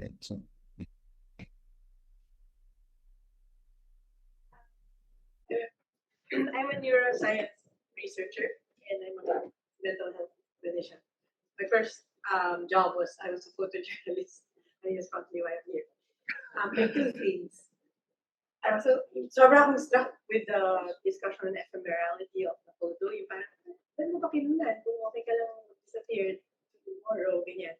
And then the reason why I say that is because the ephemerality is actually the base of every fucking philosophy, right? So my question is, well, as a background, your hippocampus is the filing system of things that hurt you. It will say, pag sinaktan ako ng basketball player, heartbreak, I will never date a basketball player again. Without knowing it, your hippocampus just says, tap him down. Hindi ko ayoko i-date, ganyan. Nahurt ako dyan, ayoko. Ayoko ng boss na babae kasi mas madali manipulate daddy ko kasi sa mommy ko. So, pinafile lahat yun. So, because your brain wants to protect you, so it will most probably remember things that hurt you, crushed you, made you feel pain, shame. It rarely stores the beautiful, happy, and this is exactly why we're wondering, I only remember you remember the really, really painful stuff. It's so hard to pull up the comforting, beautiful, soft, gentle moments. And it's not, if you do pull it up, you're probably stoned. It's so faint. Mas madiin yung imprint ng pain. So when it comes to photography, my question number one is, I think it's a gift to humanity, really. That's my partial understanding, which I will never understand. It's a gift because matutulog, ma-assist ka. Kasi hindi kasi efficient yung brain mo to remember the good minutes. Right? Now, I was in the age, we are the age of analog to digital, so I really had 12 shots in my camera, 24, 26, tapos kung mayaman ka, mas marami kang roll, pero di ba malabo.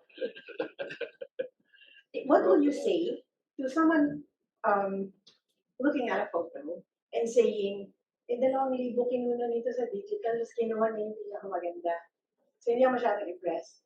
Pero pag pinakita sa akin yung the usual, Robert Capa, whatever, whoever. Wow, ilang shots lang sa film niya. Tapos nakuha niya to in World War II. And then is there a larger appreciation? So, what would you say to someone? Sobrang ganda ng photo, pero hindi ako masyado believe. Diba, I'm sure 2,000 yung photos nito. Kaya kumpara sa decisive moment photo, yung 12. Does it rob the photo of beauty just because there was a digitalness to it? Or does it make it less beautiful? Or is a photo, no matter how half-half, I'm more impressed with a half-half finished object, but I know 12 shots lang. Meron siya nun. So I think there's a question there somewhere, and I'll just ask you to answer what question bit you from that. Can I appreciate that photo? Or ano ba yun? This is a generational question, pero may ganun akong question. Nagiging ano to eh? Yeah. So, Gen X thank you for the I'm sure Tony will have something to say now. But if I'm shown a photograph and I don't know, the circumstances, I'm shown a photograph, so I don't know whether out of how many photograph was taken, diba? If I don't have that knowledge, then I'm just struck by the photograph as it appears to me. But you're right, no? Kasi I think all photographers have a copy of yung sa Magnum contact prints. Just pick them up. That's what we lose now, eh? Wala nang contact prints. Diba? The contact prints kasi meron kang commitment, eh. Diba? The film. And then you see the development. Ngayon, wala nang contact prints. So the experience of photography now has changed just because we don't have the contact prints anymore. You cannot follow. You can no longer follow the process. But contact prints will tell you, wait, ganito pala. Wait, sa exposure number 8, doon nangyari. Now we don't have that because it's so easy to do. So to me, it's the judgment of whether it's of lower quality or not. It's hard to make that because I can also be astounded by a photograph that was produced digitally. Actually, interestingly, Martin Farr, he finds people who are going back to film weird. Martin Farr, these weird people, they're going back to film. Then he uses a DSLR, so it is not attached to any. There's no nostalgia. So yeah, I kind of take that view then, whether it's digital or not, or analog, it's still what appears. No? Our friend, if you remember Paloma, she's here for like 5 semesters, no? And her exhibits she's a photographer, landscape artist, but a lot of her shows were manipulated, no? And she's not afraid to do that. She took photographs of native plants up north on the exhibit, but they were all digitized after. No? As in, hindi na siya original, but it's still from her own film, no? But the end is like digitally manipulated. But I don't see this honesty there. It's still it's an incredible work of art for them. So again, it's still to me, it's how it hits you, whether it's analog or digital. To me, sakat na. I don't know. Siguro yung sa akin, aesthetic apprehension. Parang yung general field na or domain would be aesthetic apprehension, and then that would bring you to axiology. And papasok na lahat ng what is art and what is beautiful. Medyo ganun yung conversation. So siguro don't apathy. Yes. Okay. So na-mention ko ni Barbaza. So siguro yung one thread of the aesthetic apprehension, yun medyo mahirap sagutin kasi nga we can trace that history of aesthetics from Plato. And then siguro pwede pa kung prehistoric art parang around 6,000 years ago to around 7,000 years ago with the petroglyphs. No? So talagang ang Pilipinas dapat sentro ng art. Pero yung dun sa pagsagot dun sa tanong na mas maganda ba o mas makapuluhan ba yung pinaghirapan na within the 12 shots or 24 shots may constraints ka versus sobrang ganda pero you had 2,000 shots. I think that's one conversation that we have also. value in the sexual moment kasi you heard about photography before, lalo na sa sports photography. Grabe yung mga moments, di ba? May specific term kanina doon pag sa photography theory, yung subjectivized formal convergence. So basically, kung ano man yung judgment of how you confront or parang engage with the image, it's usually a subjectivized pa rin. Kaya pupunta ka pa rin sa axiology to a certain extent. Pero kung meron man akong, so yun doon sa aesthetic apprehension. Pero kung pupunta ba doon sa isa mong thread na nabanggit, yung something to do with trauma, actually that's one of the topics that we also discuss in class, yung the relationship of trauma and photography. So I think in the US also, may mga conversation na parang since it's fixed, what is trauma in the first place? Tapos, what is the relationship of memory and the photo document? And it also brings you to, for example, merong colonial thread yan. May colonial photography thread, may critical thread naman din when it comes to cognitive science, diba? So maraming pinag-uusapan na yung trauma in photography sa ibang bansa. Isa yung sa field na pinag-uusapan, pero we don't see it as much in the Philippines. Kaya nga, we're trying to push discourse or photographic discourse na when you talk about photography, hindi lang the image itself, it's the entire ecology within it, diba? Sorry, not just the ecology around it, but the ecology that it creates. So if you go to Foucault, parang heterotopia siya eh. It's an object that changes things around it. Diba? If you go to Foucault, parang the object itself, it changes. It's not just instrumental. Parang you try to do photography and then it's neutral and then you represent something. Photography changes the surroundings. So, kaya lagi mo mabalik sa Kistel, parang ganun eh. You think that photography is neutral? It's like asking, is the atomic bomb neutral? Diba? Or sabihin natin recently, diba, is a building neutral or is a car neutral? Medyo hindi. Kasi if it changes something within nature, then it's not necessarily a good or bad question. But it is not neutral. It's not instrumental. Diba? So yun. So, anyway, yun, yung question of, when you discuss photographies at sa ibang bansa, ang discourse na, nandun na tayo, hindi natin masyado pinag-uusapan yung composition. Siyempre may basics. Diba? Pero pag you go into photography theory or photography discourse, like co-criticism yung pinag-uusapan, trauma and photography, ganun din may conversations sa ibang bansa. And I hope how we can invite also to give a talk. I think you'll give a talk sa class ni Dr. Barbaza. Yun. Ba nasabot kung parang nag-assure na niyo. I just want to make an observation. I'm very blown away because it's the first time I've come here because I was attracted by the theme of the session itself. So in photography. I've been a practicing photographer for the past 40 plus years. From analog to digital. And I'm amazed that we have reached this stage where we can talk about photography because during the early stages I was still practicing. It was very scarce and far and few. If you talk about, let's say, documentary photography, you talk about art, the aspect of photography, photographs that are actually shown in galleries and all that stuff. And now, I mean, the fact that we can talk about philosophy and photography is something that blows my mind. And I mean, sometimes, the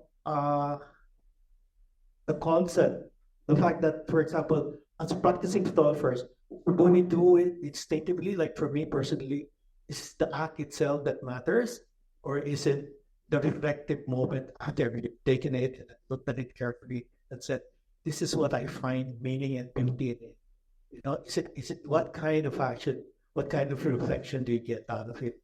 And it has traveled for me from analog times to digital. I mean, the fact that digital, you can just shoot like thousands and thousands. The instinct is still there, even if you shoot it in analog. I mean, the concept of decisive moment, it's really the photographer's vision that plays a big role in it. The fact that his skill set has reached that stage where whatever format that you use, and you will be able to get that image because you have developed inside you after taking thousands of pictures. You have your own singular vision already. So that's something that, and again, I would like to say that really I'm just amazed at the fact that we have these kinds of discussions now. Because in my time, I mean, there would only be people like Mario Pastor talking about photography, very few. And now I'm just, and Google actually also helped a lot, right? So that's my. Si Sir Laphamir. So for those who don't know, so some of his works are part of the permanent collection of the National Gallery of Singapore. So he's one of the mga pioneers na medyo I'm very I'm very careful dun sa word na conceptual photography, no. So siguro kasi kadalasan pag mo conceptual, parang anong concept ng photography mo? Hindi ganun when you look at Sir Nap's work. Basically the artist intervening with the final product, meaning I think some of his work he tears, pinupunit niya. Tapos yung one of the works na very yung I think yun yung in-acquire ng Sir Nap, no, yung sa Singapore, yung in-acquire ng National Gallery of Singapore is yung ID pictures din. So photography series. So remember, so when we're talking about photography, parang iniisip natin sobrang grand, di ba? Pero one of the more mga naunang conceptual work in photography was done by Sir Nap, and it was Photo-Me series. It's ID pictures. So you can read about it in yung Photo-Me series, and that was parang gumawa na parang retrospective si Miss Marian Pastor Roses for his work yung series ni Sir Nap. So, and then yung father niya naman, yung si senior, tama ba? Or tama senior, diba? There's yung senior. Siya naman yung sila Napamir senior, yung mga 60s photography kasabay nila Proto Martyr. Kasi diba, sir, yung image mong ginamit sa classes yung kay Proto Martyr. Isa sa students ba, sir, na? Isa sa students sa Proto Martyr, isang tatay niya. So ano yan, yung tradition, yung anyway, ganun, no? Mayroong parang genealogy or parang family tree. Pag pumunta ka sa mga RGs, minsan you find yung traditional work nila, may kinagalingan sa, for example, kung cubist, meron ko pinagalingan. Yung unang Sir Nap, pinagalingan niya, partly is conceptual, because around 70s, medyo marami ng pagbubuklat. I think yung term ni Ray Albano for that kind of photography, structural photography, as in the same way that we're talking about structuralism. Yan yung hindi siya structuralism, yung structuralism, yung ginawa nung ni sila Albano before, may turn sila for that, na parang how do you break down the structure of a photograph. So yung frame, yung time, yung kaya mo bang lumabas within the frame, parang gano'n yung mga questions in structural photography. Yun yung tradition na pinagagalingan ni Sir Nap. And yung tatay niya naman is salon photography, which is yung formalist tradition. So yung yung mga formalism, basically, medyo mas within the, yung kasi medyo, to be honest, medyo critical ako sa formalism, pero okay lang kasi tutuloy ako photography. So kailangan pa rin turo yun. Pero rin nga, yun. So kaya rich, to be honest, very rich yung photography history sa Philippines. Kailangan na talaga maisulat. So then Sir Nap, I think may lalabas na, medyo mapred, may yung lalabas about yung father. So, yan. Any more questions? Hi, good afternoon po. My name is Mark. I'm a second-year philosophy student from Adams University. I'm asking this on a personal level as a frustrated artist myself. So in cooperation with metaphysics, a specific being needs to be itself to exist for the others to be able to absorb its beingness, to reveal itself and let itself be known to the other beings, material or immaterial, that features both the subjective and objective features of reality. Now, being that art can be vastly subjective, that's why it has become an instrument of liberation because of its freedom that projects to us. Now, can you actually call yourself as an actual photographer without having to intervene with external factors such as audiences or viewers? How do you find a common ground in calling yourself as such as a photographer without having yourself be seen as a creator? Do you think that an external viewer or the observer is a vital part of the whole art?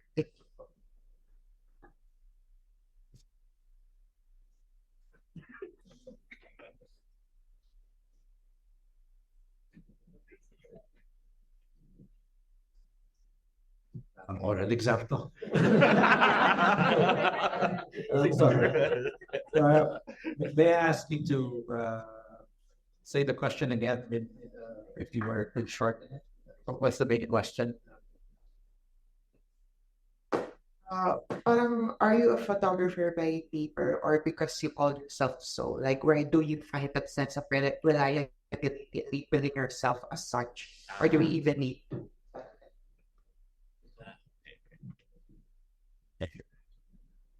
Let's address the mirror. Okay. Kasi I'm not a photographer.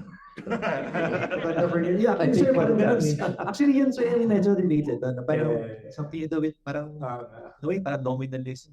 Yung pangalan na photographer. What does it mean? What constitutes a photographer? Yeah, that's right. Yeah, I suppose in the end, the labels will not matter as much. Kasi I gave the example of Vivian Maya, who in her life was a nanny, and now celebrated all over the world. There are exhibits everywhere in major cities of her photographs. Now she is a photographer, but she's gone. So I suppose the label does not matter as much as what actually was done, what you did, and the engagement of the person. I think in the end, that's what matters. Para ano yun? Do you hear a tree falls in the forest? A tree falls in the forest and no one heard it. Did it exist or did it actually happen? Did it actually happen? So, yeah. Interesting yung question na yun kasi parang I remember nung nagkaroon ng mga DSLRs, parang tanong, nagkaroon ka na ng camera, photographer ka na. And then, related din doon yung parang before, yung mga nauna, parang pinaghirapan namin, yun ang in the dark room. Kami, ang dami namin constraints, we had 12, 24, 36 shots. Magko-cover ng isang event, news, or sabihin ng basketball game, 36 shots, can you imagine shooting? Tingnan sa mga UAE, parang na-experience namin nung batch ko. Yung, sa batch ko, naabutan ko pa yun na magko-cover kami ng UAE game.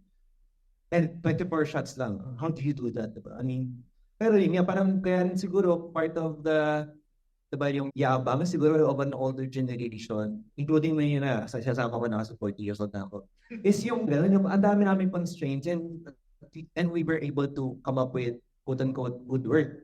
So, ang tanong, ano yung standard? So, do we apply the same standard now for the younger generations? Or baka naman kasi now you have an opportunity to shoot, sabihin natin, 64 gigabytes.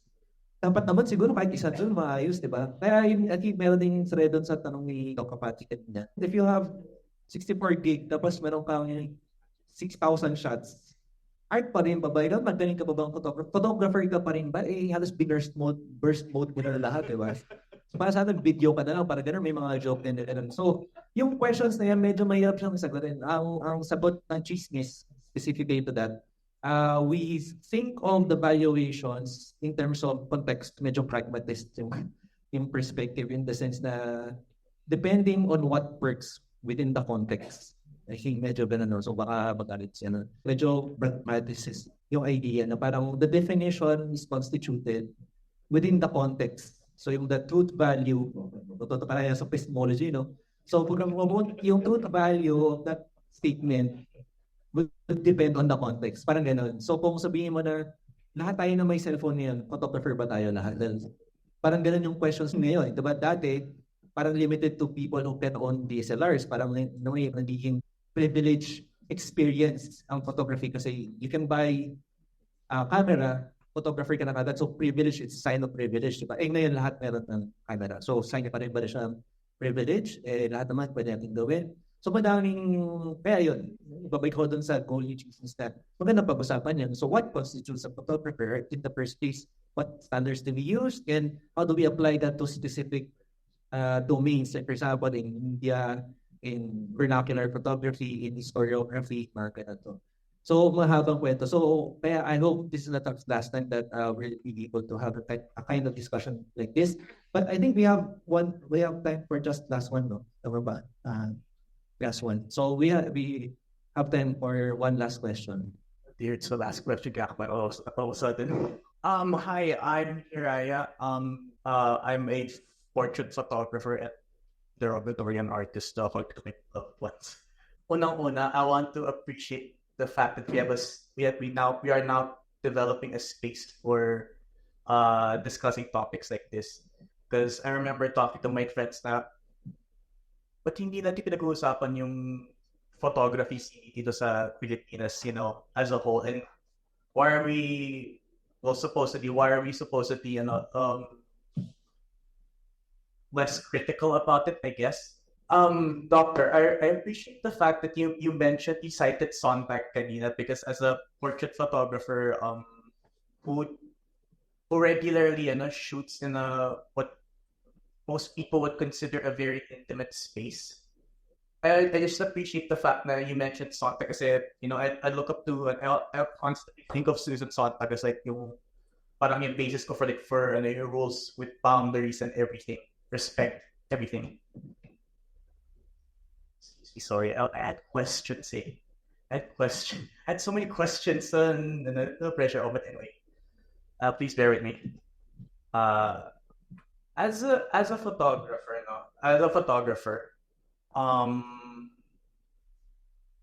excuse me, sorry. It's been a while since I stepped into a place of academia, nearly a decade. Na so, parang like, oh my god, suddenly the spotlight suddenly. Sorry, let me quickly brush it for a moment. I'm not very good at extemporaneous and scenarios where it's been a while to say. But anyway, going back, I wanted to ask Sana, for the both of you, Sana, because I would appreciate the perspective of a non-photographer, but nonetheless appreciates it, and a person who hails from many fields in photography.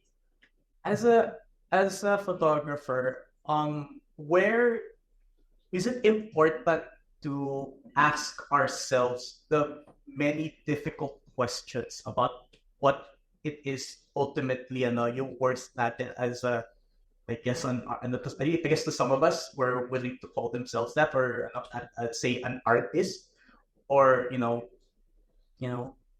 we break it down as a person, for something about personal worth.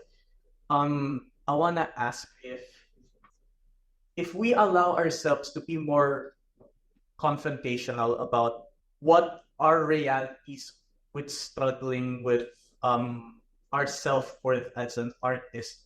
Like, if we allow ourselves more to ask ourselves the very difficult questions, like, oh my god, there's so many difficult questions. If that makes sense, so yeah, good. Isn't it would you two consider it important that we constantly think about like the struggles that let's say an artist has with what they feel is worth sa work nila. Sorry, this is really difficult for me. Those are Yep. Please bear with me. Is it important for us to constantly remind ourselves that we can ask ourselves questions like these, be philosophical and ponder about what it means to be, like, say, a photographer, an artist, ultimately a person? Is it ultimately talaga important for someone like us, both photographers and great thinkers alike, to constantly question why this is so hard, why this is, and why we can, why we don't have to always, Yes. we don't always have to be in a sense that we have to treat this as like let's say I hit a sore spot, a downing point in my art career. do you think it's important that we're more honest about our struggles bilang as people and not lie to ourselves, that we don't have to always equate na this is like the hero's journey, but we always like yung view we as a society, we view, especially sa Pinas, we view yung nature's not a good struggle and making it transactional to victory, I guess. Is it important for us to admit to ourselves na sometimes I just want to be here, I can still hold the camera, I can look at photos, I could be in here in this talk, I can listen to these two gentlemen hear their insights and still feel, nasa ba ako? Does this mean anything? Like, am I happy? Do I have to be sad? Do I have to be in a particular mood, emotion? Ayan. Sorry, I'm not sure if that's a clear question. I'm trying. It's a hard. I realize not. It's a difficult thing to articulate. Yeah. So, ayan. Thank you for the question. Lalim, no? My quick answer to that would be: you don't have to be anything other than who you are, and you only have to be honest to yourself, and then never mind what labels or what categories that are coming from the outside. You only have to be true to yourself. But if I got your question, I think that the earlier one is: do I need to keep asking myself about my struggle? Again, that's part of who you are. If that's an important process for you, then I think you have to go for it. If I can give an example, I studied in Munich and we drove to Provence. My wife and I, coming back, we passed by a small, quaint French town, and there was a known for pottery, and we bought a jug. Tama-tama kasi I've been reading Heidegger and the jug. And there, we were watching the lady, and I was so mesmerized. And I told the lady, "Wow, what a work of art! I praised her. I was honest. What a work of art! Beautiful." And then she looked at me like, "Get away from me! I'm just making jokes. What art are you talking about?"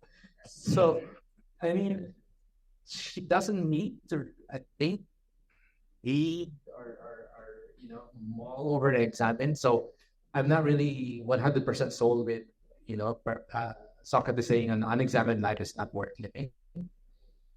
Because I think of animals, for instance, if prayer is our desire to be who we are, then animals are prey.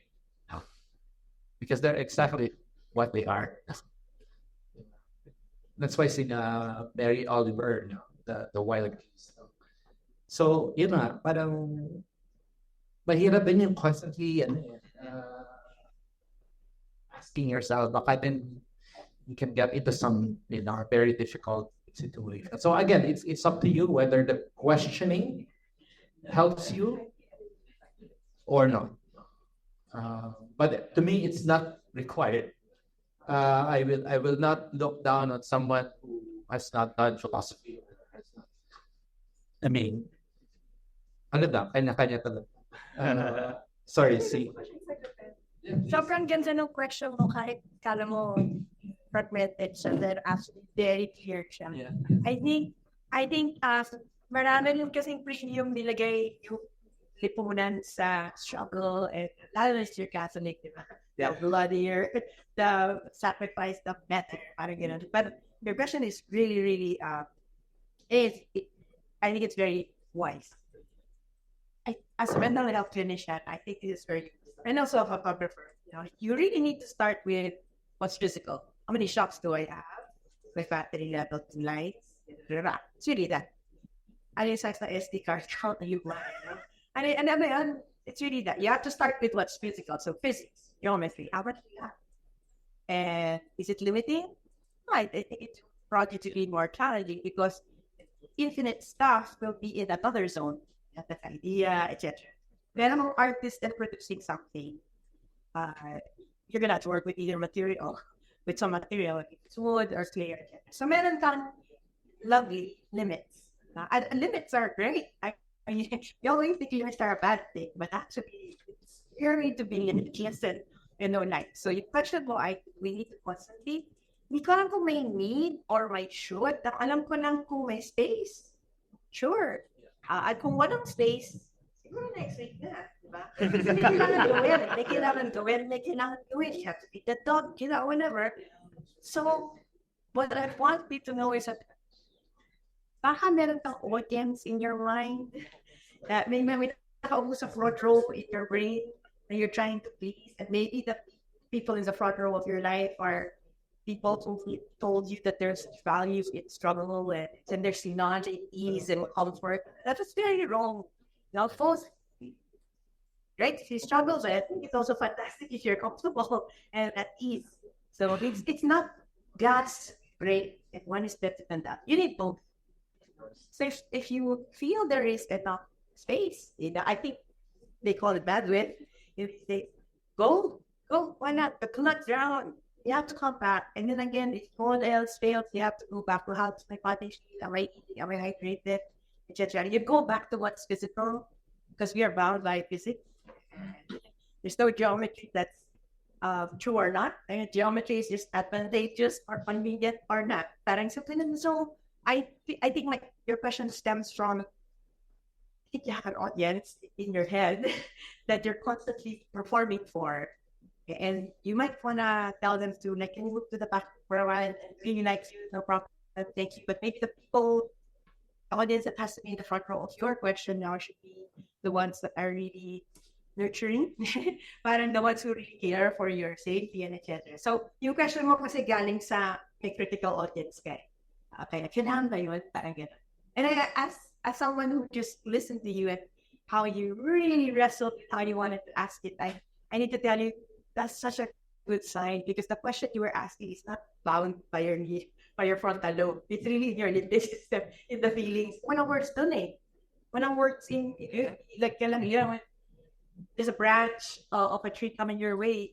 You don't have to say, I shall move now. There's a branch coming. You just move. That's instinct, So what you were asking was sheer instinct. Like, at first I was like, okay, I'm good at that. I'm just looking at, move when he said that. And then when I started, when he sat down, I said, oh, I get it. He's asking from feelings. He's not asking from neocortex. So wala siya with words.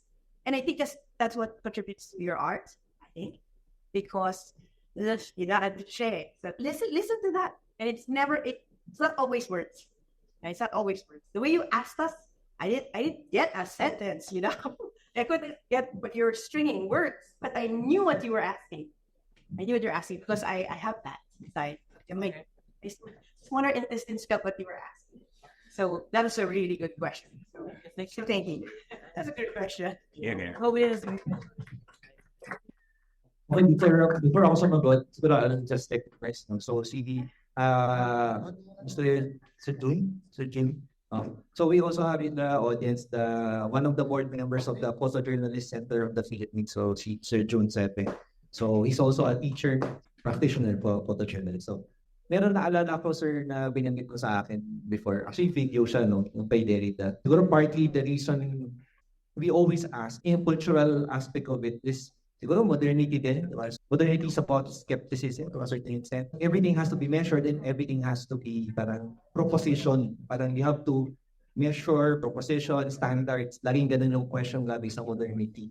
Pero I think yung engineer sa akin ni Dr. Barbaza, yung sinabi ni Derrida, na parang can we go back to the parang primordial answer, may primordial affirmation. It's okay to ask, diba, as a method or methodology to understand the world. Parang it's a world-making process, diba, yung asking.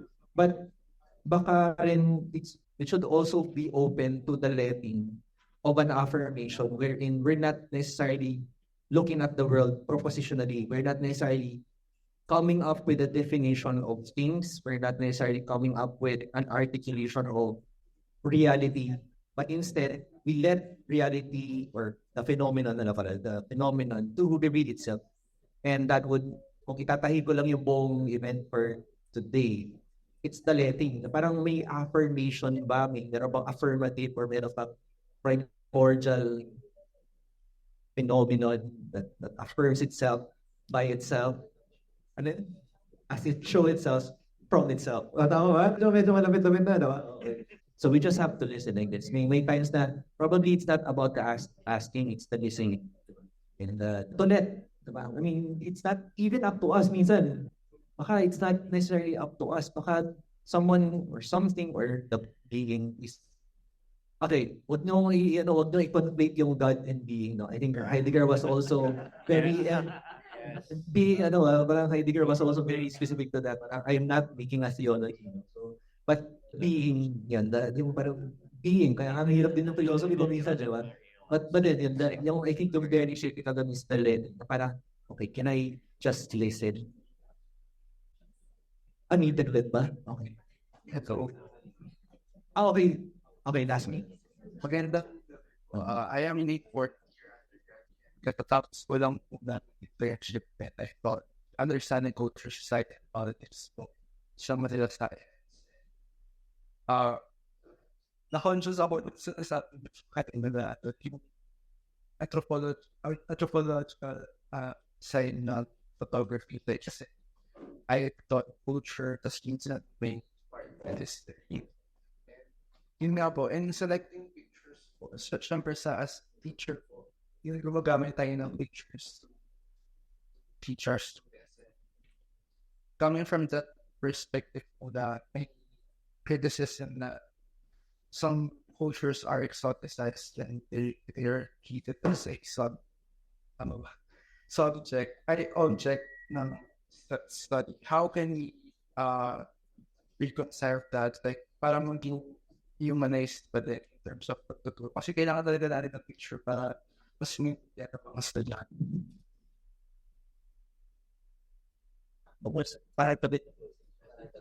Sige po na ako para closing si Dr. Barbaza.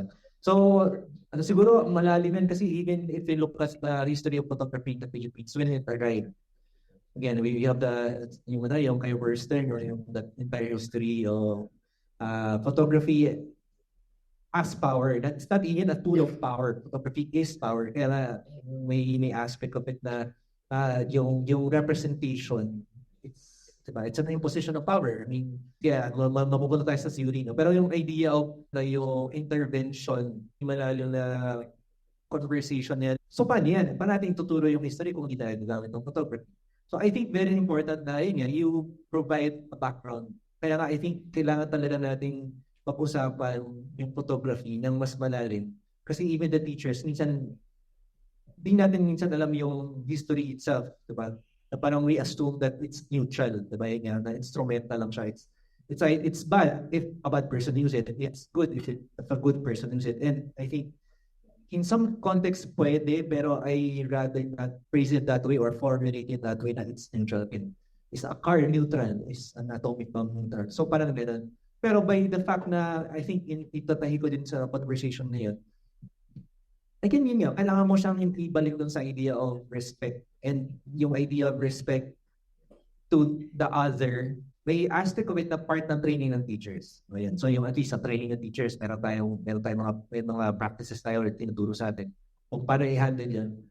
Pero pagdating dun sa personal aspect, medyo case to case. Kaya ang hirap din sagutin na may way ba na purely neutral yung pagtuturo of indigenous groups using a photograph. By the fact that you standing in front talking about someone who is not you and is represented in a photograph, malaking discussion na yun. It's a constant negotiation. And I think we have to find a way as teachers how to negotiate or not negotiate. Come to terms with that. Hindi ko masagot specific to what to do, pero if I'm going to say something very abstract, siguro, we strive for respect. We strive for the respect of the other. Photography is a very complicated thing. Yeah, so quickly lang. Quickly lang, I think nandun pa rin yung free and informed, yung prior consent. Mahalaga yun. Yun yung bagay ng respect. Magandang concept yun. Because I was also recalling, in my undergrad linguistics, we did field linguistics among Agtas sa Bataan, sa Morong. And I remember our first night, the elder, the Apo, told us, wag yung paglalaroan ng aming wika. We were around the fire. I can't forget that. You know, yun talaga mahalaga. No? Nandun kami. Hindi kami photographers, pero we were recording, di ba? Language, no? And it's like photography in that sense, also in sense of capturing, you know. But yun ang unang demand ng Apon, Elder. Wag yung paglalaroan ang aming wika. We allowed you to come here and to do research, but never disrespect us and our language. So yun ang skin ko, yun ang mahalaga. So parang tatanungin sa huli, yung photograph ba, does it make us any better? Are we enriched by the photograph, or is anyone violated? Yun ang mga tanong na kailangan sagutin. There's no one answer for that always. I would, last na lang, the principle of tantum quantum, yung Ignatius said, tantum quantum. Use it insofar as it helps, get rid of it, or set it aside if it doesn't. Yun lang. Okay, so with that, thank you everyone. So again, thank you Dr. Barbaza for accepting your invitation, and for our audiences. No? So, okay. If you have questions, you can message us dun sa social media pages namin, and then I think yung contact details ni Dr. Barbaza at natin naman sa sites. So with that, Salamat. salamat.